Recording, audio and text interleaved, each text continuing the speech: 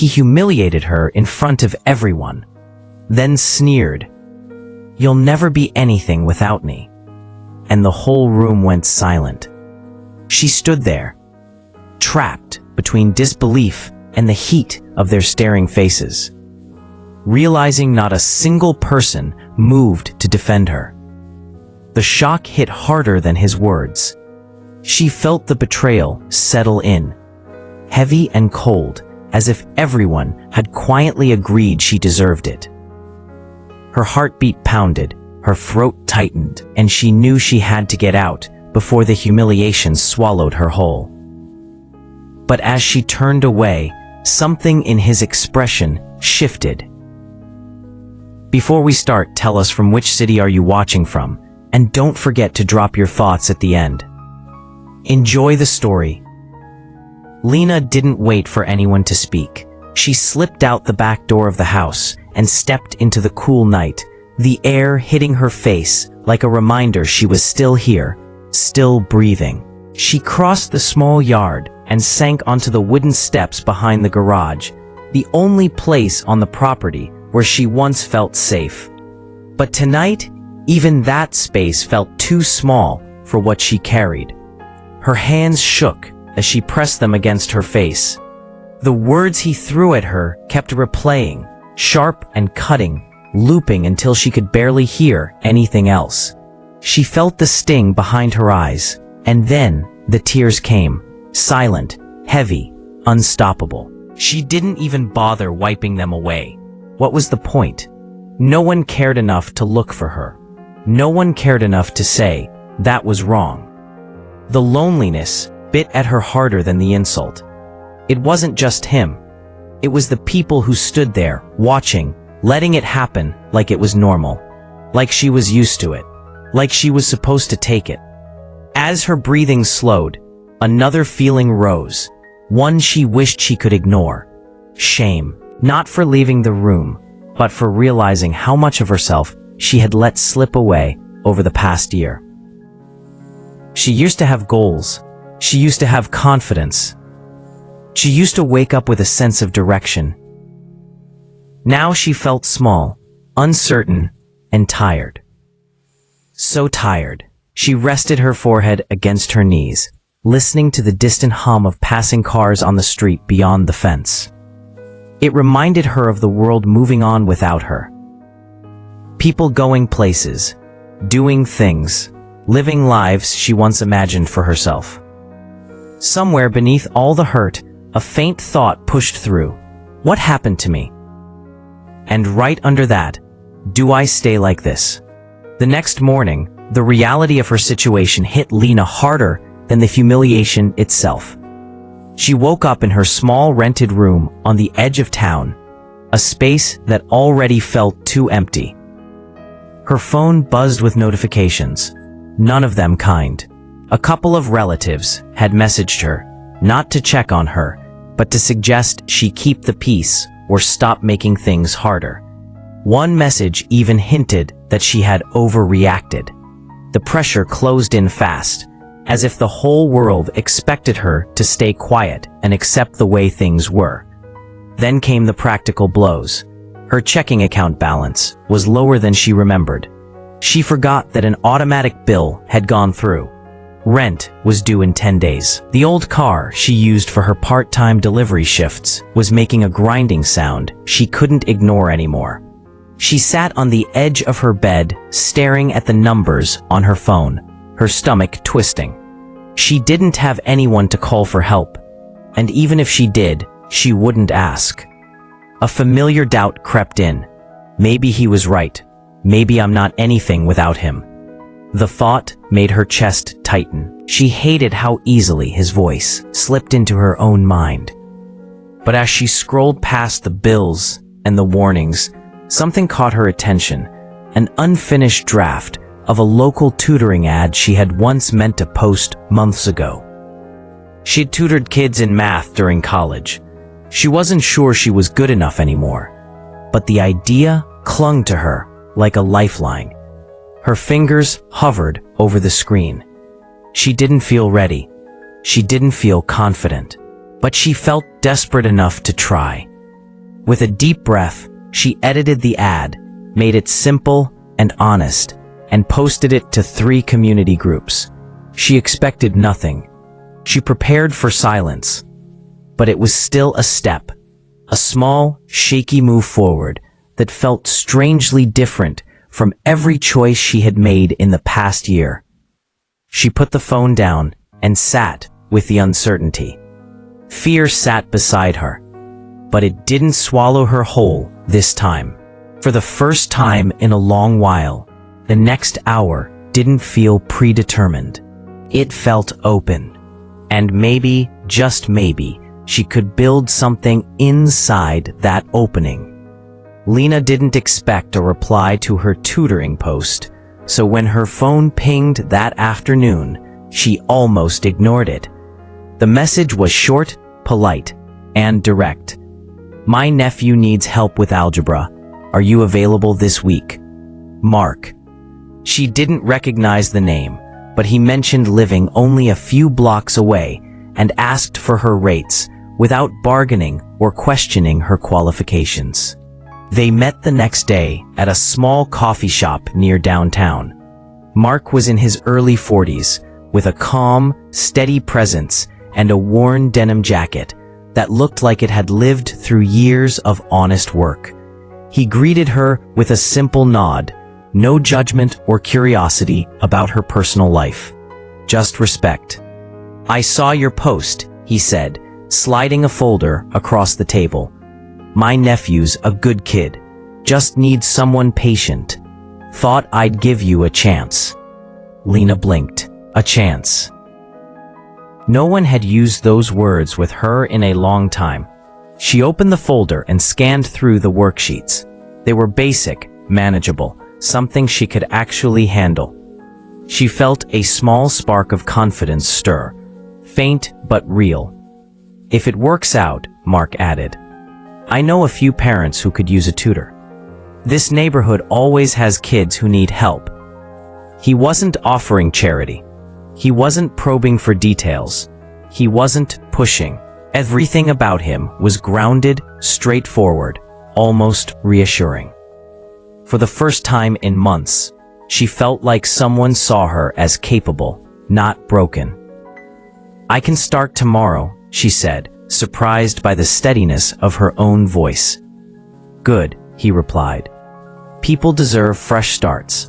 Most just don't know when to take them." His words lingered with her long after she left, settling somewhere deep, somewhere she hadn't reached in a long time. Tutoring started with one nervous session at Mark's kitchen table. Lena's voice trembled at first, her explanations shaky, her confidence thin. But the boy, Evan, was patient, curious, willing to learn. By the end of the hour, he was smiling at a problem he finally understood. And Lena realized she hadn't thought about her ex or the humiliation once during that entire time. That alone felt like progress. In some ways, within a week, 2 more parents reached out. She bought a cheap planner from the discount store and started scheduling sessions, scribbling notes in the margins, relearning concepts she hadn't touched in years. Some days she felt sharp and capable. Other days, she stared at equations she used to know by heart and wondered if she'd lost too much of herself to ever catch up. But she kept going. In between tutoring sessions, Lena took on small jobs, organizing shelves at the local craft store, cleaning out a neighbor's garage, helping Mark sort donations for a community center project. She learned how to budget better, how to stretch a week's worth of groceries, how to fix the grinding noise in her car with a used part she watched 3 online tutorials to install. Setbacks came in waves. A parent canceled on her last minute, knocking a chunk out of her rent fund. Her car stalled again during a morning shift, leaving her embarrassed on the side of the road until Mark passed by and helped her jump it. One night, she received a long, guilt-ridden message from her ex, blaming her for ruining the family dinner and warning that she'd regret pushing him away.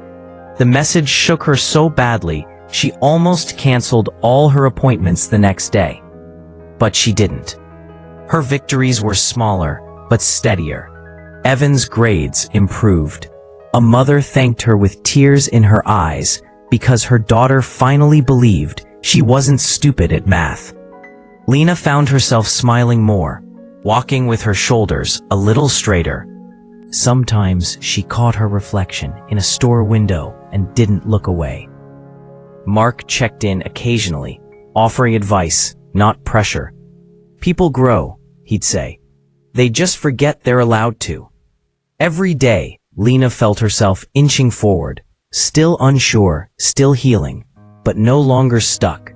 She was learning again. Not just equations or life skills, but something deeper. She could rebuild. She could belong to herself again. 2 months later, Lena found herself standing in the community center gym, helping Mark set up folding chairs for a small neighborhood awards night. Evan was being recognized for academic improvement, and Lena had been invited because, as Mark put it, "You're part of why he got here." The idea still felt strange, being invited to something for a good reason. She was adjusting a banner when the doors opened and her stomach dropped. Her ex, Tyler, walked in with her aunt and 2 cousins trailing behind him. He scanned the room like he owned the place, that same confident smirk she once tried to excuse. Her pulse quickened, but her feet held steady. He saw her. His eyebrows lifted. Then he laughed under his breath.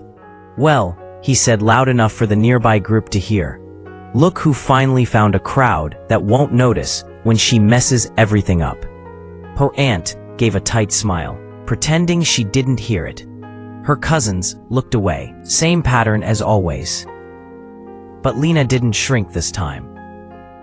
She set the tape roll down on the table, turned, and faced him fully. He scoffed. "You don't seriously think you?" "She does." Mark stepped beside her, calm but firm. He wasn't confrontational. He didn't need to be. His presence alone changed the air in the room. "Lena's done more for this place in a month than you've done anywhere in years," he said. "If you're here to cause trouble, find the door. If you're here for the event, take a seat and keep quiet." People looked up. They weren't ignoring it this time. They were watching. Tyler's mouth opened, closed, opened again. His usual sharpness softened into something uncertain, almost small. Without an audience willing to protect him, he had nothing to stand on. Lena didn't wait for him to respond. She walked past him with quiet confidence, her shoulders straight, her breath steady. For the first time, she felt taller, not because he shrank, but because she finally understood her own worth. The power had shifted, and she didn't need anyone to confirm it. The awards night ended quietly, with families drifting out into the parking lot, and Evan clutching his certificate like it was something sacred. Lena lingered behind to help stack chairs, wanting the calm moment to settle her nerves. The confrontation had left her strangely steady, but also reflective. She realized she had spoken to Tyler without fear for the first time in years. That alone left her breathless. Mark carried a stack of chairs over and set them beside hers. "You handled yourself well," he said simply. "No exaggeration, no dramatic praise, just truth." "Thanks," she replied, brushing a loose strand of hair behind her ear. "I didn't think I'd be able to." He nodded. People surprise themselves when they stop letting others decide who they are.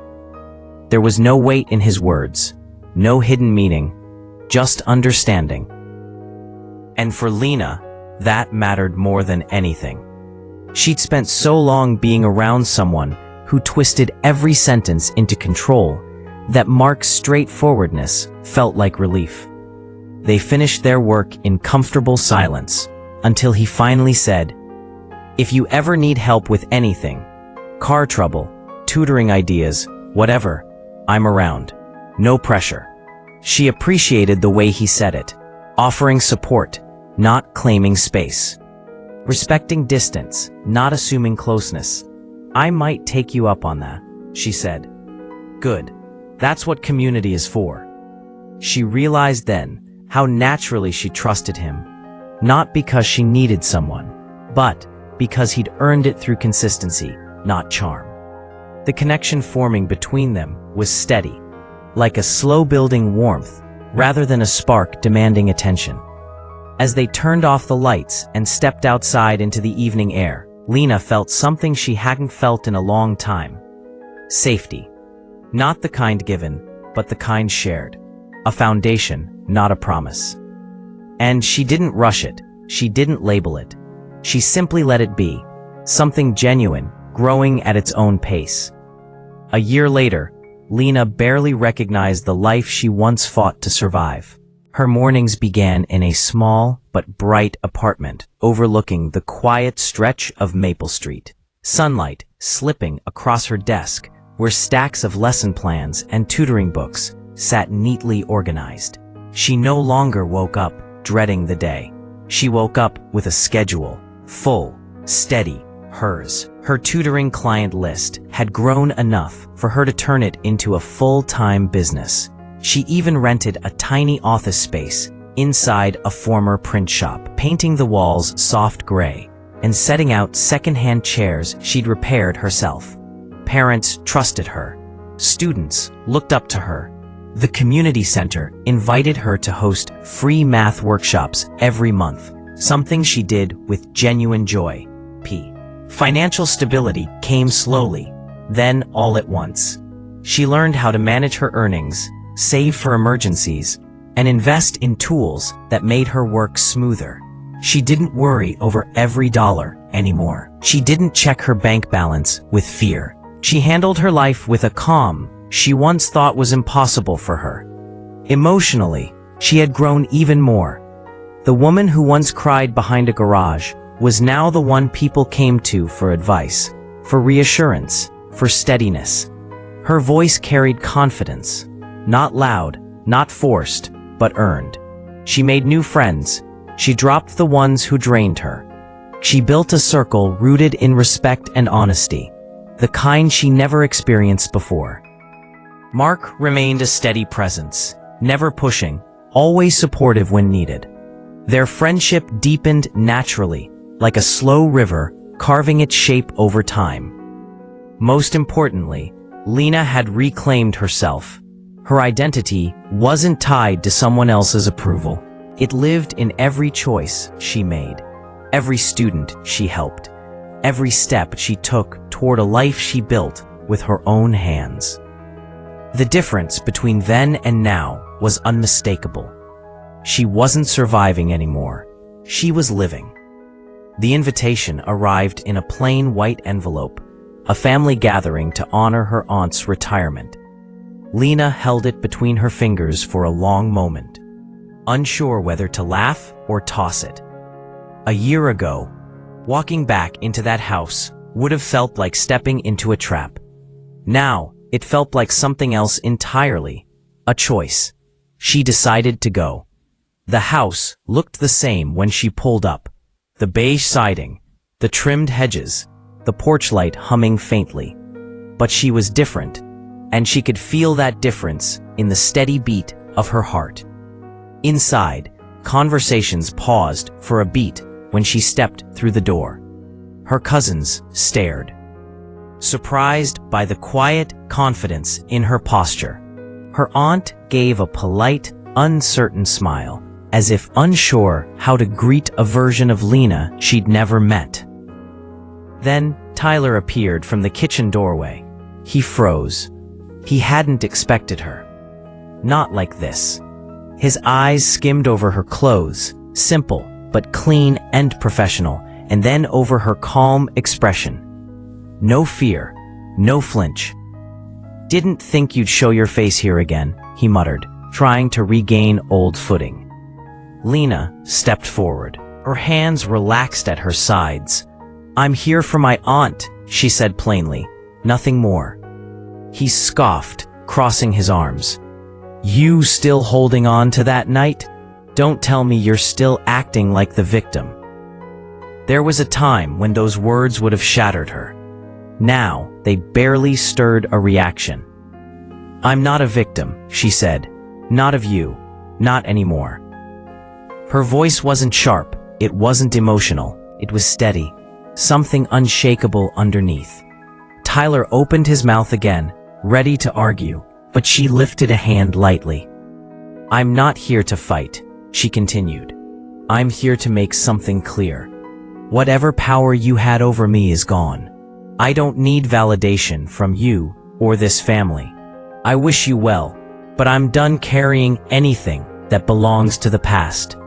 The room was silent. Not the tense, suffocating silence she'd felt a year ago. This one belonged to her. Tyler looked away first. Not angrily, not loudly, just defeated, shrinking into himself because he realized she wasn't playing the part he depended on. Her aunt approached with a hesitant, Lena, would you like a seat? Lena offered a gentle smile. Thank you, I'd like that. As she took her place among them, she felt something loosen inside her. A quiet release she didn't know she'd been waiting for. She had walked back into the old space. But she wasn't the girl who ran out anymore. She was someone new, someone whole. The past no longer owned her. Spring settled over the town in soft breezes and warm afternoons, when Lena quietly stepped into the next chapter of her life.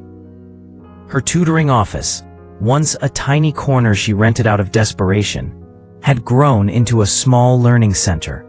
She'd painted a second room, added whiteboards, and brought in 2 volunteer assistants from the community center. Parents dropped off their children with trust in their eyes. Students greeted her with enthusiasm instead of uncertainty. She was no longer just helping kids with math. She was guiding them toward confidence, the same thing she once struggled to find. And people noticed. The center asked her to lead weekend workshops for high school students preparing for college entrance exams. She accepted the role with a steady hand, not because she needed to prove anything, but because she knew she could. Her life wasn't luxurious, but it was full of routine, purpose, and connection. The loneliness that once gripped her had lifted, replaced by a sense of belonging she built piece by piece.